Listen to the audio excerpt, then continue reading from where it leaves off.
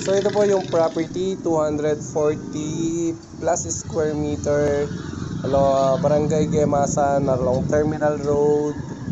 So ayan po siya,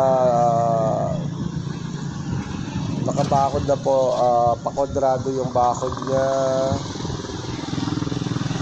So bali po ang ano lang guys, yung may maliit lang siyang tulay na nakaano dito sa pinaka creek or daanan ng tubig na pwede daanan papunta sa property.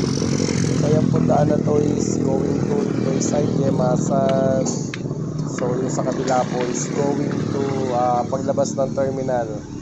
Yan po, palabas po ng terminal going to Kakutud, Arayat Public Market,